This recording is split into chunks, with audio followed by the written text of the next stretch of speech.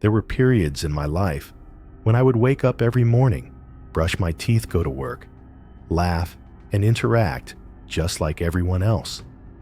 But deep inside, I carried a strange feeling, as if I didn't truly belong to the life unfolding around me.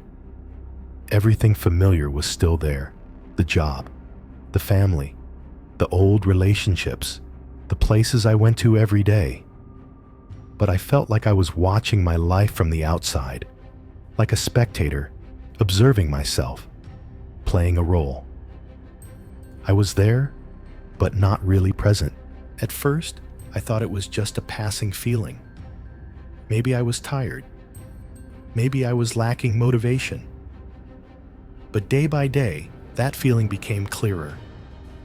I felt like a stranger to the very choices that once excited me. Familiar conversations felt empty. The goals I had once worked hard for suddenly seemed faded. At times, I even found myself asking, who am I? Whose life am I living? And that question, though it sounds philosophical, echoed very real, very close, very painful. Right in the most ordinary moments, I started to feel scared. Not scared of something specific, but scared of that feeling of estrangement from myself. I was still here, but no longer connected with who I was before. I couldn't recognize myself in the familiar habits, the roles I once embraced, the close relationships I once cherished. I began doubting everything: the career I was pursuing, the decisions I had made, even the person I thought I understood deeply.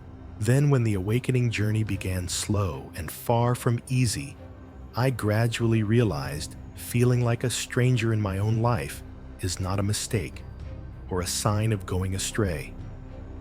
It's a gentle reminder from my soul that I had been living too long without being true to myself. That I had been living according to expectations, roles, and worn-out patterns so much that I forgot the deep essence inside me. And that's when the journey back began. Not to become someone new, but to slowly peel away the layers of masks, roles, and fears. To meet myself again, the self I had lost in the busyness and unconscious flow of life.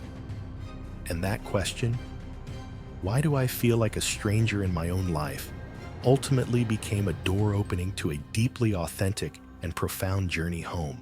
When I began to look back on my own journey, I realized something simple, yet painful. For a very long time, I wasn't truly living. I was acting. Not on a stage, but in my own life.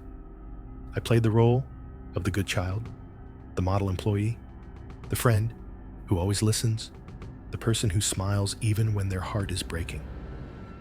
I performed according to others' expectations, according to the image society labeled me with, according to roles I thought I should play well. And I acted so convincingly that sometimes I even believed I was that role. But then after a while, something inside me began to rise. Not loudly, not clearly, just a vague feeling, as if I was living off-center from my true self. What I said no longer reflected what I truly thought. What I did each day no longer brought me joy. The goals I chased no longer stirred my soul. When I looked in the mirror, I saw a familiar face, but the eyes were strangers. I went to work, interacted, achieved what was expected, but I didn't truly feel connected to the life I was living. I started feeling conflicted. Part of me wanted to keep doing it right, keep being recognized, keep maintaining what was stable. But another part, deeper, more authentic, began to whisper, "This isn't it. This isn't me." And that inner struggle made me feel like a stranger in my own life. Because I knew I was living, but not living as my true self. I was living according to a programmed script. I once thought living true to myself was selfish, that I needed to sacrifice, comply, and keep everything within bounds. But that sacrifice over time pulled me away from myself. I no longer knew what I truly wanted, what was my own desire versus what I was expected to want. I couldn't distinguish genuine feelings from socially conditioned reactions. I became lost in my own story because I wasn't the author anymore, just someone rereading a script written by someone else. Then awakening happened, not as a grand event, but as a series of quiet cracks. I began to tire of meaningless conversations.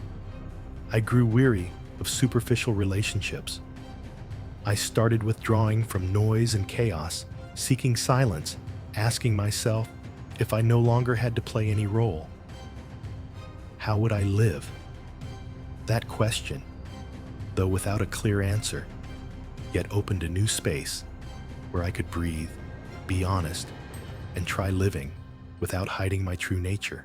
I realized the feeling of being a stranger wasn't a sign I was on the wrong path.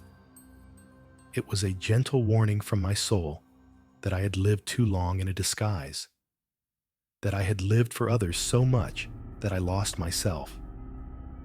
And now my soul refused to accept that any longer. It wanted me to come back.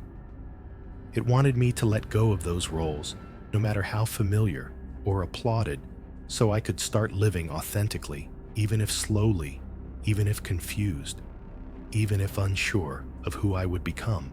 That's the first reason I once felt like a stranger in my own life, because I wasn't living as myself. I was living as a version built by the world, shaped by my past, controlled by fear. And now, my journey is to slowly peel away those layers of disguise. Not to become someone else, but to, for the first time in my life, truly be me whole and unapologetically. When my awakening journey truly began, I thought I would feel enlightened, that after a few powerful experiences, I would see the path ahead, clearly understand the meaning of life, and walk with an open heart and a peaceful spirit. But reality was far different. Awakening doesn't bring immediate clarity. It's more like a silent wave, gradually sweeping away parts of my life that I once thought were okay. I started feeling out of sync with longtime friends. Familiar conversations sounded like noise. I felt drained in relationships I once deeply cared about. Everyday activities, from work to entertainment, suddenly felt meaningless. I looked at my own life and felt like I was wearing an old, tight, torn outfit that no longer fit. I no longer resonated with the old. But the scary part was, the new hadn't yet appeared. It was like standing at the boundary between two worlds. Behind me was the self I once knew, familiar, stable, predictable. But it no longer brought life. Ahead was something new, a vague sensation, a gentle calling deep inside but unclear in shape without a name. I didn't know who I would become. I didn't know how I wanted to live. I didn't know what truly mattered. I felt adrift in a vast void between two shores, and that's when the feeling of being a stranger in my own life became clearest. I tried holding on to the old. I tried returning to old habits, old relationships, old beliefs, hoping to find stability again. But it all felt forced. I no longer fit into those things. It was like trying to squeeze into a broken mold. No matter how hard I tried, I couldn't go back. That's when I had to face a hard truth. Awakening doesn't give you an immediate sense of getting better. It starts with everything familiar falling apart, and that's why I felt lost, confused, empty. I didn't know who I was, didn't want anything specific, didn't feel connected to anything. But within that void, what I once called having nothing left, lay the richest soil for something new to grow. Yet for that new thing to emerge, I had to learn a difficult lesson. Patience to be present in the state of not knowing what comes next, not knowing who I will become. not knowing what my true purpose is, and yet still daring to stay with myself without running away.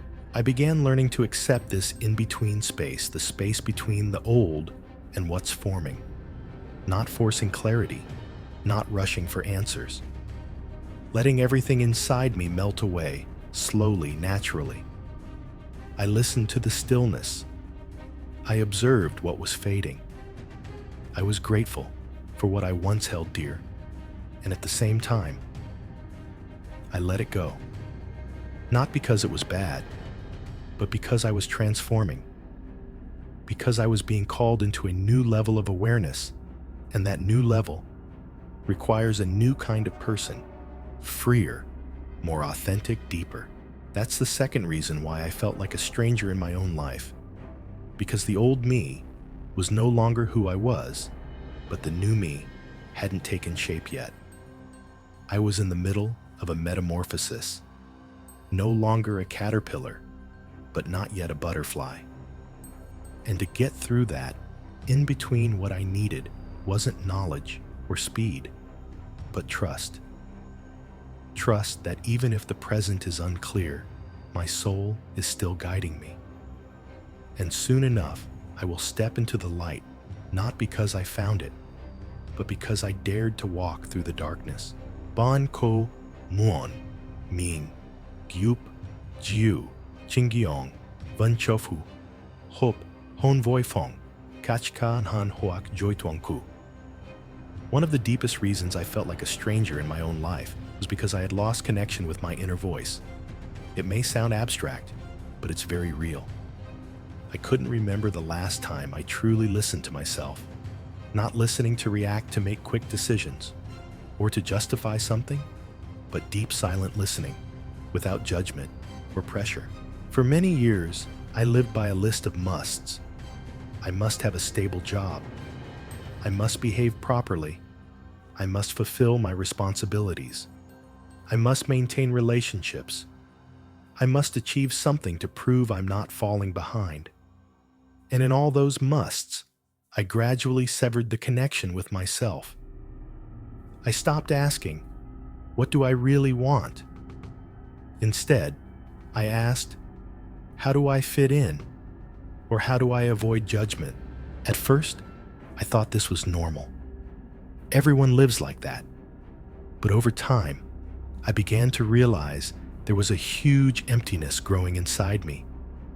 Though everything seemed fine on the outside, inside, I felt broken, lost, and disconnected from my true feelings. I no longer knew what truly made me happy, or what genuinely made me sad.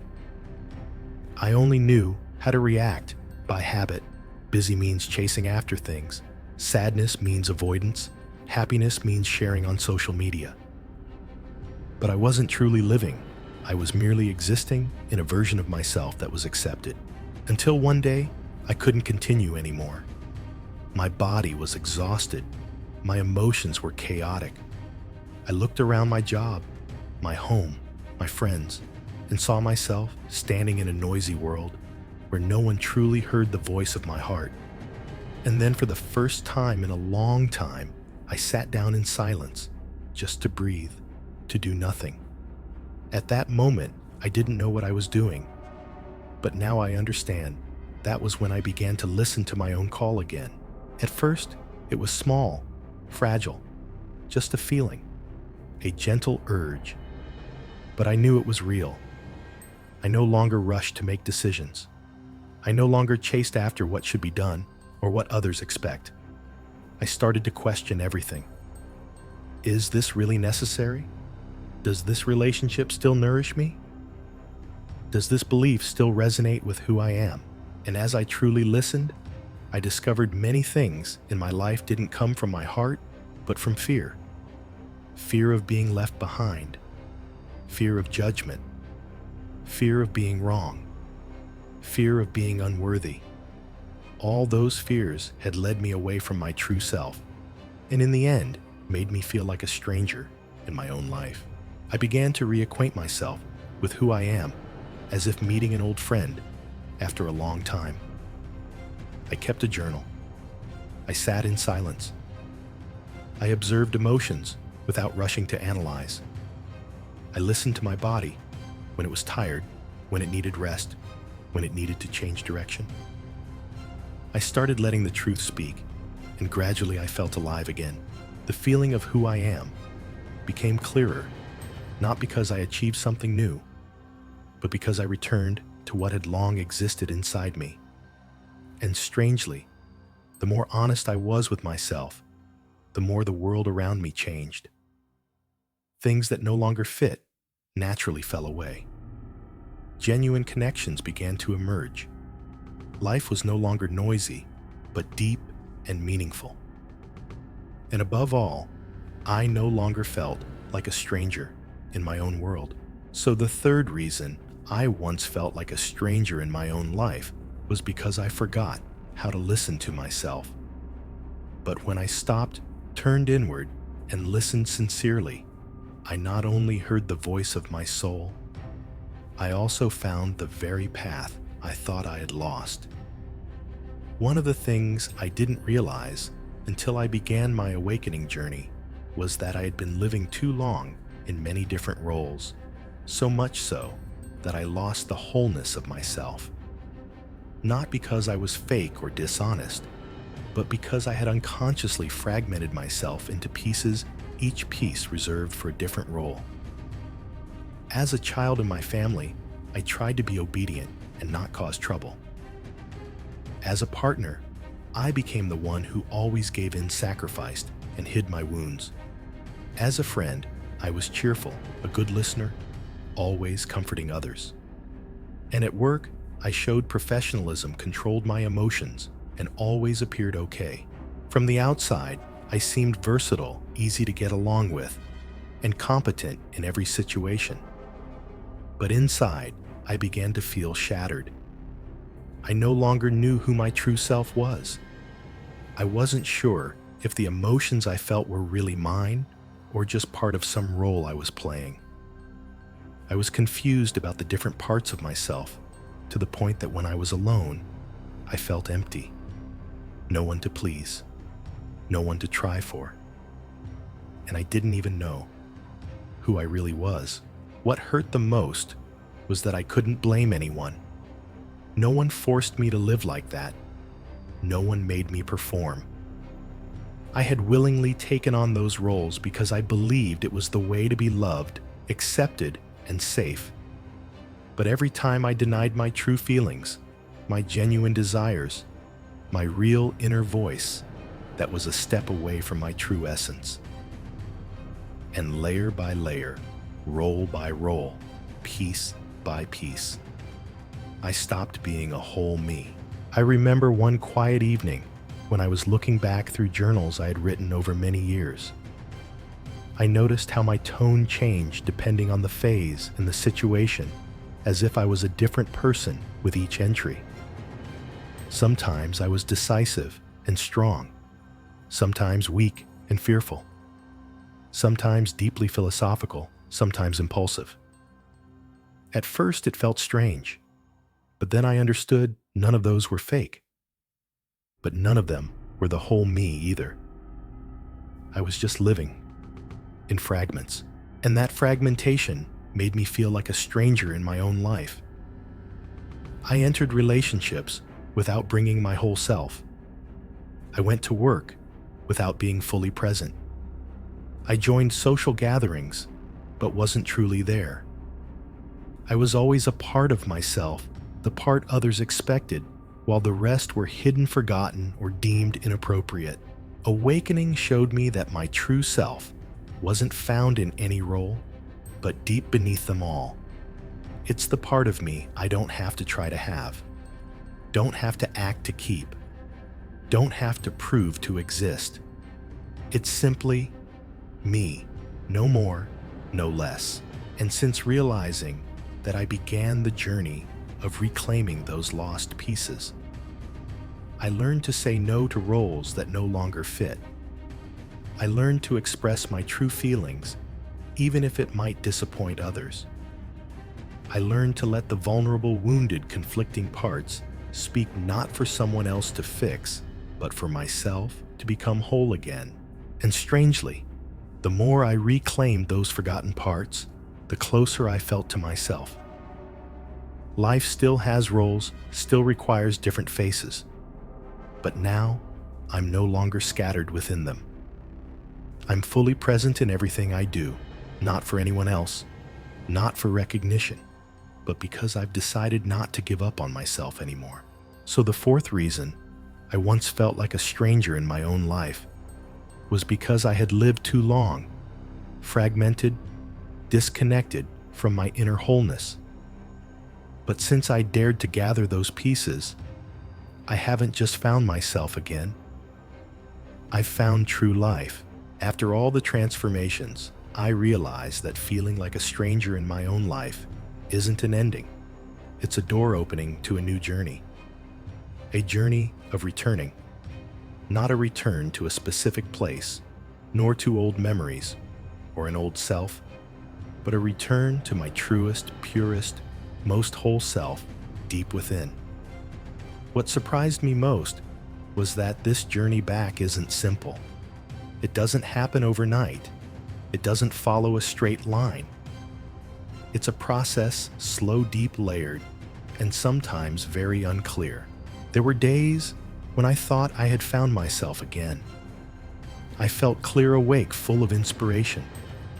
But just a few days later, I'd fall into doubt, lose direction, even slip back into old habits. At first, I blamed myself. I thought I wasn't awakened enough, still weak, or not strong enough. But gradually, I understood coming back to myself isn't a destination to reach. It's a new rhythm to practice every day. I began to observe myself with more patience. When I felt lost, I no longer forced myself to be normal again. Instead, I would sit down, breathe deeply, and ask myself, what am I feeling right now? I let all emotions be present, even sadness, fatigue, emptiness. I no longer hurried to do something to get over it. I simply stayed with myself like a true friend. I learned to return through the smallest things. Taking a morning without my phone, walking without headphones, drinking a cup of tea in silence, writing a few simple journal lines. I stopped trying to find great meaning. I just listened to each moment. And from there, little by little, the pieces of me began to come back to where they belong. No alarm bells, no brilliant lights.